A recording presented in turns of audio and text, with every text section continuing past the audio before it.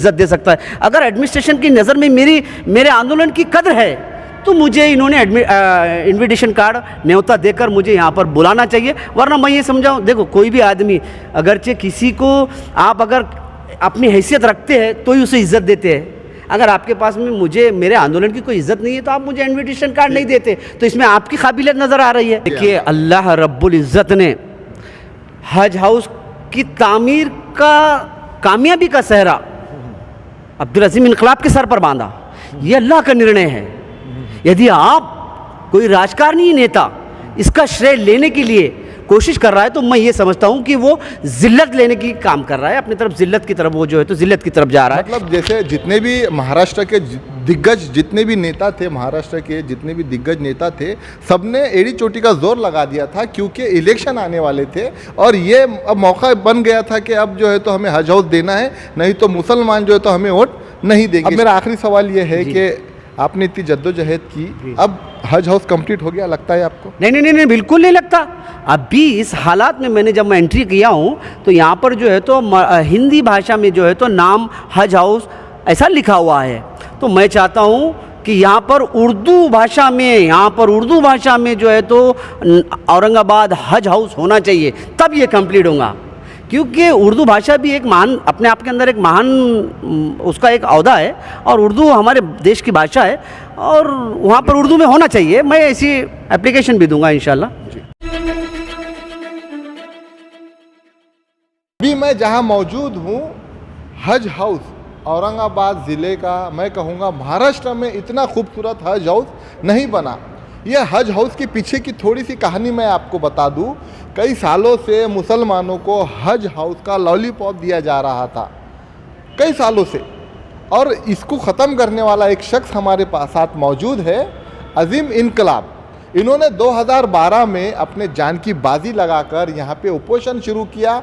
लगभग 7 दिन उपोषण चलने के बाद जब जान निकलने वाली थी और उस 7 दिन के दौरान औरंगाबाद शहर के जितने भी बड़े नेता हैं, सब ने अपना झंडा वहाँ पर लेकर आया, उनका हौसला बढ़ाने या शायद फिर अपना नाम करने के हम भी आपके साथ हैं। क्योंकि ये लॉलीपॉप इतना बड़ा था, जब भी इलेक्शन आता था तो हज हाउस का नाम सबसे आगे आता था कि हम मुसलमानों को हज हाउस देने वाले हैं। और मुसलमान बस यही सोचते थे कि अब सरकार आएंगी, शायद जिसकी भी मैं नाम नहीं लेना चाहता, हमको हज हाउस मिलेगा। माफ़ी चाहता हूँ। तो आगे चलते हैं, आपको मैं उस शख्स से मिलाता हूँ जिसने अपनी जान की बाजी लगाया, यहाँ पे उपोषण किया। इनके साथ में मौजूद थे, अजीम इनकलाब के साथ मौजूद थे अभी जो औरंगाबाद का नंबर 1 चैनल है औरंगाबाद अपडेट्स, उसके संपादक जावेद पटेल। ये दोनों की मेहनत से जो है तो ये कामयाब हुआ। उस टाइम पे पृथ्वीराज चौहान की सरकार थी कांग्रेस की, उन्होंने हामी भरी कि हम हज हाउस बना के देंगे और यहाँ पे ओपनिंग हुई। हमारा मुद्दा ये है यहाँ पे अब कि जिन्होंने अपनी जान की बाजी लगा दी, जिनकी जान अब निकलने वाली थी, उस टाइम पर सरकार ने कहा कि हम हज हाउस देंगे। अब ओपनिंग आ चुकी है, अब सब ये सोच रहे हैं कि ये हज हाउस की शुरुआत कब होगी। हमारी मांग ये है कि जिन्होंने जान की बाजी लगाई थी, क्या वो इसमें इनवाइट होने वाले हैं या उनको इनविटेशन कार्ड आएगा? अजीम भाई, स्वागत है आपका हमारे चैनल में। कितने दिन चला और माइंड में क्या था जब आपने उपोषण आपका शुरू किया था? आपको क्या लगा था कि हो जाएगा? सर्वप्रथम मैं सबसे पहले माननीय जावेद पटेल साहब जो औरंगाबाद अपडेट के संपादक है, वो मेरे एक पुराने साथी है और हम पहले, आज उन्होंने औरंगाबाद अपडेट न्यूज़ चैनल चला रहे हैं, लेकिन इससे पहले हमारा जो दौर गुजरा वो दौर एक हमारा दोस्ताने का दौर था और एक सोशल वर्कर थे। 2001 की बात कर रहा हूँ मैं। 2012 में, जब 2012 से पहले भी हम सोशल वर्कर करते रहते थे, हमने हमेशा से ये सोचा था कि भाई औरंगाबाद को हज हाउस मिलना चाहिए बोल के हमने कई मरतबा राज्य सरकार को निवेदन दिए, मांगनी करे, आंदोलन करे, लेकिन हमारी मांगनी के ऊपर दुर्लक्ष्य किया गया। तो हमने फिर उसके बाद 2012 दिसंबर को जो है तो औरंगाबाद जिला कार्यालय के सामने उपोषण चालू किया कि महाराष्ट्र में औरंगाबाद ज़िले को राज्य सरकार ने, अल्पसंख्यक विभाग ने हज हाउस देना चाहिए। इस मांग को लेकर हम लगातार 8 दिन 10 तारीख से लेकर 17 तारीख तक के हमारा आंदोलन चला। इस आंदोलन के अंदर बहुत सारे राजकीय पक्षों का समर्थन रहा। हम उनके शुक्रगुजार हैं कि उन्होंने इस नेक काम को अपना समर्थन दिया। सबसे पहले मैं ये शुक्रगुजार हूँ माननीय अभी हाल ही में जो है तो अब्दुल सत्तार साहब, जिन्होंने इस हमारे जो उस परेड के आंदोलन को समर्थन दिया और कहा कि यकीनन आपकी मांग सही है, और मैं राज्य सरकार से विनती करता हूं कि औरंगाबाद ज़िले को, अब्दुल सत्तार साहब की बात कर रहा हूं जो मिनिस्टर है, फिर उसके बाद में उन्होंने आरिफ नसीम मिनिस्टर साहब से बात की, और स्थानिक एडमिनिस्ट्रेशन ने भी जो है तो पाठपुरावा किया, और सारे जितने भी मीडिया कर्मी थे, यहाँ के जो पत्रकार थे, जैसा कि शारिक नक्शबंदी साहब है, शोएब खुसरो साहब है, और तमाम लीडर जो मेरे साथ कंधे से कंधा लगाकर, अगर नाम बता सके आप। देखिए, मैं तो सबसे पहले मैं औरंगाबाद अपडेट के संपादक जो मेरे जिगरी दोस्त है, मेरे करीबी है, मेरी ज़िंदगी का बहुत वक्त उनके साथ में गुजरा, जावेद पटेल साहब, जिन्होंने इस हज हाउस की आंदोलन में जो है तो एक मेन भूमिका, जैसे कि कहेंगे कि जंग के अंदर एक योद्धा की भूमिका जो निभाई, वो हमारे जावेद पटेल साहब ने निभाई है, मेरे अच्छे दोस्त हैं,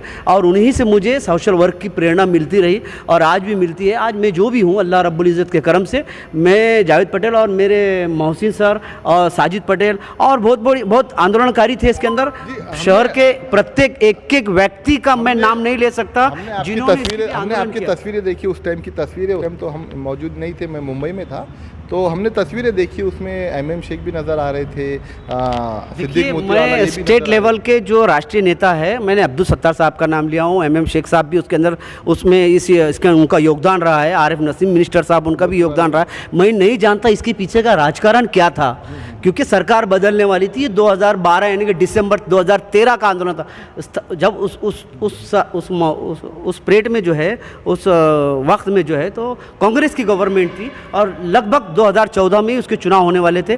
मैं नहीं जानता इसके पीछे क्या षड्यंत्र है, क्या सरकार पर भार डालने के लिए, क्योंकि बीजेपी की सरकार बनने वाली थी, ऐसा पूरा प्रोटोकॉल आ गया था, तो सरकार पर भार डालने के लिए ये आंदोलन, ये इसको मंजूरी दी गई या उनका खुद का मंशा था, अल्लाह बेहतर जानता। बहरहाल मैं इस हज हाउस संघर्ष समिति के अध्यक्ष होने के नाते से मैं कांग्रेस सरकार का भी, उस परेड में आरिफ नसीम साहब जी का भी, और अब्दुल सत्तार साहब का भी, और अल्लाह आपको नेकी दे एमएम शेख साहब का भी, और अबू आसिम आजमी साहब ने जो बहुत मेन भूमिका निभाई थी उस आंदोलन के दौरान। नागपुर अधिवेशन के अंदर जो अधिवेशन चल रहा था, उस अधिवेशन में भी जो है तो माननीय अबू आसिम आजमी साहब ने आवाज़ लगाई और कहा कि इस मांग को पूरा किया जाए राज्य सरकार ने। तो सभी बड़े नेताओं का इसके अंदर बहुत बड़ा योगदान है। मतलब जैसे जितने भी महाराष्ट्र के दिग्गज जितने भी नेता थे, महाराष्ट्र के जितने भी दिग्गज नेता थे, सबने एड़ी चोटी का जोर लगा दिया था, क्योंकि इलेक्शन आने वाले थे और ये अब मौका बन गया था कि अब जो है तो हमें हज हाउस देना है,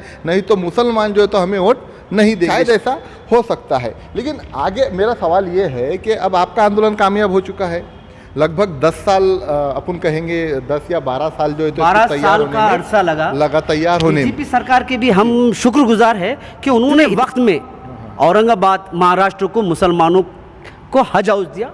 हम थैंक यू कहते हैं स्थानीय गवर्नमेंट को भी। मतलब महाराष्ट्र आपका आंदोलन कामयाब हो चुका है पूरी हमारा आंदोलन को मजबूरी में कामयाब करना पड़ा, क्योंकि उस परेड के अंदर मेरी ऐसी हालत थी और हम सभी आंदोलनकारियों की ऐसी हालत थी, जावेद पटेल साहब की भी बहुत खस्ता हालत हो चुकी थी, और वो हमारे चाचू भी थे और सईद भाई भी थे और बहुत सारे आंदोलनकारी थे जिनकी ऐसी खस्ता हालत हो गई थी कि जब मुझे ले जाया गया तो मुझे पुलिस डिपार्टमेंट में जब घाटी अस्पताल में भर्ती करवाया गया तो इस तरह से लेकर गया जैसे कि मैं एक लाश की तरह जा रहा हूँ। अच्छा ठीक है, इतनी खस्ता हालत हो गई थी हम लोगों की। आपकी जान निकलने वाली थी और शायद अगर और 1-2 दिन लेट होते तो अभी अजीम इनकलाब हमारे साथ अभी मौजूद नहीं होती। ये मेरे परवरदिगार का करम था जो मुझे अल्लाह रब्बुल इज़्ज़त ने हज हाउस की तामीर के लिए चुना।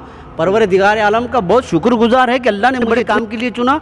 मुझ पर बहुत आलोचना हुई थी उस परेड में, मैं एक छोटा सा सोशल वर्कर था और मैं इतने बड़े प्रपोजल पर काम कर रहा था, लोग मुझे बोले कि अजीम भाई आप ना नगर सेवक है, ना आमदार है, ना खासदार है। फिर आप गायब का हो गए, आप कहीं पर भी बाद में नजर नहीं आए। देखिए इसके पीछे का जो राजकारण है वो अल्लाह बेहतर जानता, लेकिन मैंने आज तक जो भी सामाजिक कार्य किए वो अल्लाह की रज़ा के लिए किए, और मैं ये हज हाउस का भी जो मैंने अल्लाह ने मुझसे काम लिया मैंने अल्लाह की रज़ा के लिए किया। आज भी जो है तो लोग हज हाउस, जब आप आंदोलन के लिए बैठे थे, जब भी कई नेता श्रेय ले रहे थे और आज भी कई नेता श्रेय ले रहे हैं। मैं इसके ऊपर आपकी एक बात करूँगा। देखिए अल्लाह रब्बुल इज़्ज़त ने हज हाउस की तामीर का कामयाबी का सहरा अब्दुल अजीम इनकलाब के सर पर बांधा, ये अल्लाह का निर्णय है।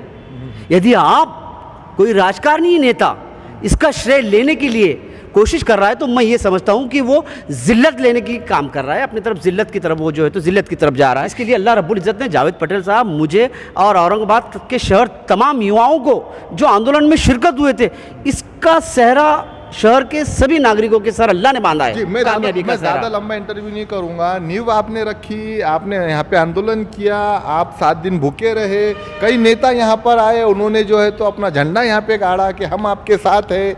अब इनविटेशन मिलेगा आपको, आपको लगता है इनविटेशन आएंगे आपको प्रशासन की तरफ से? देखिए, सुनिए मेरी बात, या वो कोई नेता एक जो कहेंगे जुमला अजीम इनकलाब को यहाँ पर बुलाइए, अजीम इनकलाब के हाथ से उद्घाटन करना है हमें? पहली एक बात कि मैंने अल्लाह रब्बुल इज़्ज़त की रज़ा के लिए एक काम किया। दूसरी एक बात, मैंने हाजियों को होने वाली दिक्कतों को मद्देनज़र रखते हुए गवर्नमेंट से 8 दिन तक भूख हड़ताल पर बैठकर ये मंजूर करवाया अल्लाह की रज़ा के लिए।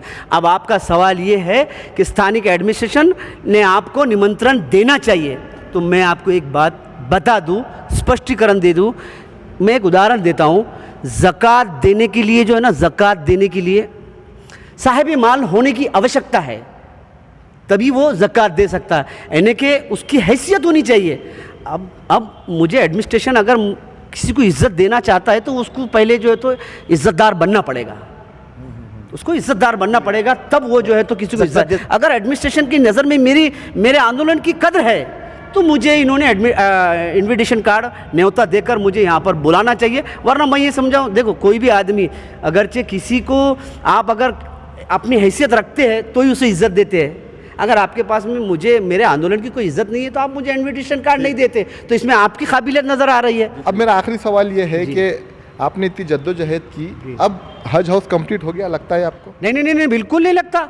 अभी इस हालात में जब मैं एंट्री किया हूँ तो यहाँ पर जो है तो हिंदी भाषा में जो है तो नाम हज हाउस ऐसा लिखा हुआ है, तो मैं चाहता हूँ कि यहाँ पर उर्दू भाषा में जो है तो औरंगाबाद हज हाउस होना चाहिए, तब ये कंप्लीट होगा। क्योंकि उर्दू भाषा भी एक महान, अपने आप के अंदर एक महान उसका एक औहदा है, और उर्दू हमारे देश की भाषा है, और वहाँ पर उर्दू में होना चाहिए। मैं ऐसी एप्लीकेशन भी दूंगा इंशाल्लाह। तो ये हमारे साथ में थे आंदोलनकारी, हज हाउस के आंदोलनकारी, जिन्होंने अपनी मेहनत से, अपनी ताकत से हज हाउस बनाने के लिए जद्दोजहद की। कि अगर प्रशासन भूल जाती है कि यहाँ पे किसने मेहनत की थी, किसने आंदोलन किया था, तो स्थानिक जो नेता है उन्होंने याद रखना चाहिए जो उस टाइम पे यहाँ पे मौजूद थे। और मैं कहूँगा कि यहाँ पे जब मौजूद थे अब्दुल सत्तार साहब, अभी मिनिस्टर है, MM शेख साहब, वो भी अभी एक बड़ा ओहदा रखते हैं कांग्रेस में, मतलब वो पूरे नेता अभी मौजूद है जो इनके आंदोलन के टाइम पर यहाँ पर आए थे और इनको आश्वासन दिया था, और सबने बहुत जान लगाकर हज हाउस कंप्लीट किया। तो अगर प्रशासन भूलता है तो स्थानिक नेता जैसे अपने खासदार है, अपने यहाँ के आमदार है, अपने सोशल वर्कर है, उन्होंने याद दिलाना चाहिए कि ये हज हाउस बनाने के लिए अगर किसी ने शुरुआत की, किसी ने अपने जान की बाजी लगाई, तो अजीम इनकलाब और औरंगाबाद अपडेट्स के संपादक जावेद पटेल ने। तो मेरे चैनल को लाइक, सब्सक्राइब और शेयर ज़रूर करें। मेरी रिपोर्ट कैसी लगी कमेंट ज़रूर करें। मैं हूँ असगर अली।